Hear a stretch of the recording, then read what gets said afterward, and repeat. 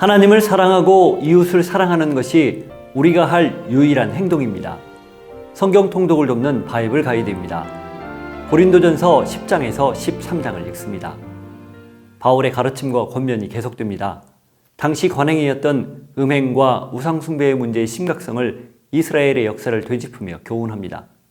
우상을 숭배하지 말고 무슨 일을 하든지 하나님의 영광을 위해 하라고 권면합니다. 공예배 때 일어나는 여러 문제들에 대해서도 답합니다. 바울이 제시한 원칙은 관행이나 이교 풍습을 그대로 따르지 말고 각자가 스스로를 분별하고 참여하라입니다. 은사는 각 사람의 형편과 처지에 맞게 성령으로부터 받는 전적인 선물입니다. 몸의 지체가 여럿이고 그 지체는 각각 고유의 역할이 있듯 은사도 각각의 역할이 있습니다. 우열을 따질 이유도 경중을 고려할 까닭도 없습니다. 제일 좋은 은사는 사랑입니다. 사랑 없이 행하는 모든 것은 아무것도 아닙니다. 모든 것 중에 사랑이 제일이기 때문입니다.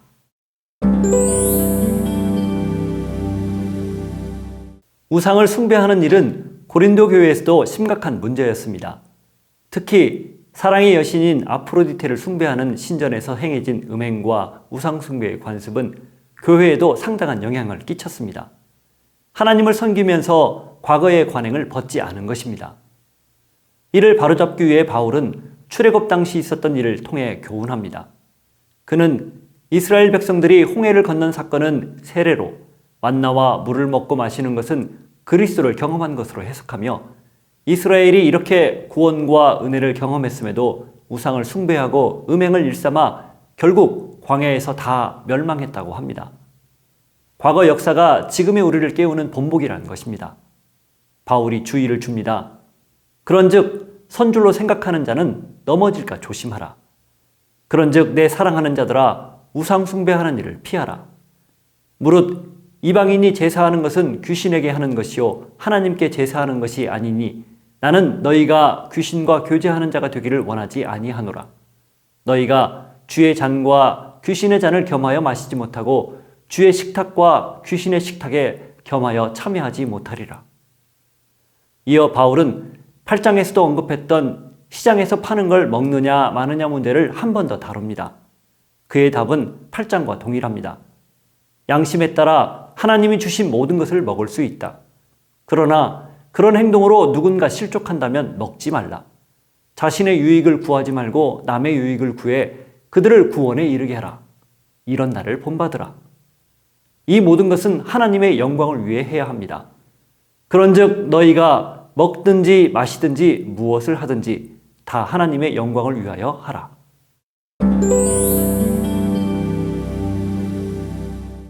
11장에서 바울은 고린도 교회의 질문이 아니라 자신이 관심을 가진 문제인 회중 모임에 대해 이야기합니다. 첫 번째 관심사는 사람들이 집회에서 취할 태도에 관한 것으로 여성들이 기도나 예언에 참여할 때 머리에 무언가 써야 한다고 주장하는 것입니다. 당시 로마 사회에서는 민머리나 짧은 머리를 하는 여성이 주로 성적으로 유혹을 하거나 매춘을 일삼았기 때문에 수치스럽게 여겼습니다. 반면 결혼한 여자는 머리에 덮개를 써서 순결과 정절을 표시했습니다. 따라서 이 본문에서 바울의 실질적 관심사는 일반적인 남녀 관계가 아니라 남편과 아내의 관계라고 봐야 합니다. 더욱이 당시 아프로디테의 여사제들은 보통 머리를 짧게 깎거나 밀고선 신전을 찾아오는 남자들을 위해 기도나 예언, 매음을 일삼으며 교역에 필요한 중요한 정보들을 주고받았다고 합니다. 이런 이교적 간행이 그 고린도 교회 안에도 영향을 미쳤고 급기야는 교회 안에서 여자들이 머리를 덮지 않은 채 기도와 대언을 하는 일이 발생한 것입니다. 특히 바울이 전해준 주의 만찬의 규례를 행할 때 여자들이 남자 머리를 하고서 기도와 대언을 하는 이교적 모방 행위가 자행됐고 이로 인해 분쟁과 파당이 있었던 것 같습니다. 그래서 바울은 11장에서 이런 이교 풍습을 제거하고 즉 스스로를 먼저 살핀 다음에 주의 만찬에 참여하라 권면하는 것입니다. 바울은 3절에서 여자의 머리는 남자, 남자의 머리는 그리스도, 그리스도의 머리는 하나님이라 씁니다. 여기에서 머리는 헬라어 케팔레로 우리 몸의 머리, 원천이란 의미와 더불어 주로 사람의 지위, 권위를 나타내는 단어입니다. 하나님은 모든 것의 머리이며 근원, 가장 높은 권위를 가진 분이란 선포입니다. 바울은 남녀의 불평등이나 차별을 말하지 않았습니다. 대신 그는 남녀의 역할이 다르다는 것과 모두는 하나님으로부터 비롯되었음을 강조합니다. 그러나 주 안에는 남자 없이 여자만 있지 않고 여자 없이 남자만 있지 아니하니라. 이는 여자가 남자에게서 난 것 같이 남자도 여자로 말미암아 났음이라. 그리고 모든 것은 하나님에게서 났느니라. 바울의 두 번째 관심사는 초대교회 지표의 특징이기도 했던 식사 문제였습니다.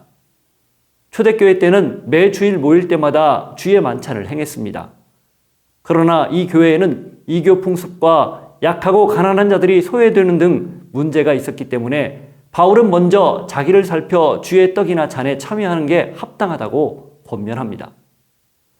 한편 이 부분에서 언급한 주의 만찬에 관한 전승은 복음서의 기록보다 앞선 것으로 보는데, 이를 통해 당시 초대교회에는 복음서가 아직 기록되기 전에 주님의 말씀을 여러 경로로 전해 듣고 또 전했다는 것을 추측할 수 있습니다. 이 본문은 보통 오늘날 행해지는 성찬식에서 제정사로 많이 사용합니다.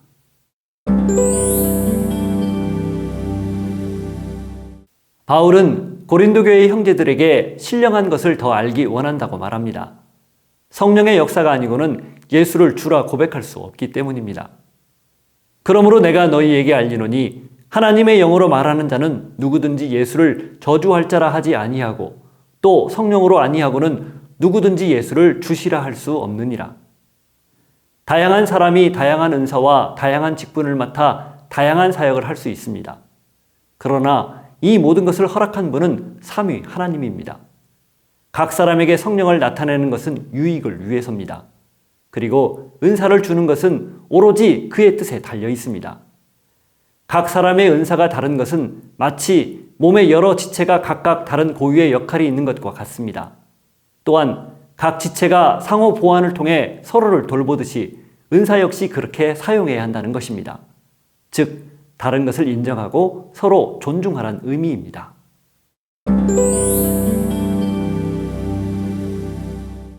12장에서 말한 은사가 13장에서도 이어집니다. 12장 31절에 너희는 더욱 큰 은사를 사모하라. 내가 또한 가장 좋은 길을 너희에게 보이리라. 지금까지 성령이 주는 많은 은사를 말했지만 이제 가장 좋은 길을 알려줄 건데 그게 바로 사랑이라는 것입니다. 그 어떤 탁월한 은사도 믿음도 사역도 구제도 사랑이 없으면 아무것도 아닙니다. 사랑은 오래 참고 온유하며 치기하지 않으며 자랑하지 않으며 교만하지 않고 무례하게 행하지 않습니다. 자기의 유익을 구하지 않으며 성내지 않으며 악한 것을 생각하지 않고 불의를 기뻐하지 않습니다. 진리와 함께 기뻐하고 모든 것을 참으며 모든 것을 믿으며 모든 것을 바라고 모든 것을 견딥니다. 사랑은 언제까지나 떨어지지 않습니다. 온전함을 이루는 것도 사랑입니다.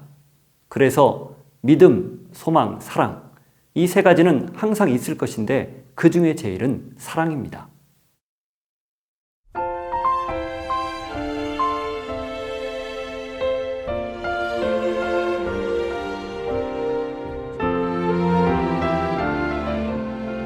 바울의 가르침을 통해 사랑이 가장 좋은 은사란 걸 깨달았습니까? 그 어떤 은사나 능력, 사역, 구제보다 사랑이 제일이라는 걸 인정합니까? 사랑이 없으면 아무것도 아닙니다. 모든 건 사랑이 바탕입니다. 하나님이 우리를 사랑해서 육체의 모양으로 왔습니다. 연약한 사람들, 병든 사람들을 위해 모든 연약함과 병마를 짊어지셨습니다. 급기야는 죄에 빠져 죽음으로 치닫는 우리를 위해 십자가를 졌습니다. 사랑하기 때문에. 그렇다면 우리 역시 사랑하며 살아야 하지 않겠습니까? 질시와 반목을 넘어서 용납하고 품고 사랑해야 하지 않겠습니까? 예수님이 그렇게 사셨다면 우리 역시 그렇게 살아야 하지 않겠습니까? 주님의 말씀을 기억하십시오. 새 계명을 너희에게 주노니 서로 사랑하라. 내가 너희를 사랑한 것 같이 너희도 서로 사랑하라. 너희가 서로 사랑하면 이로써 모든 사람이 너희가 내 제자인 줄 알리라.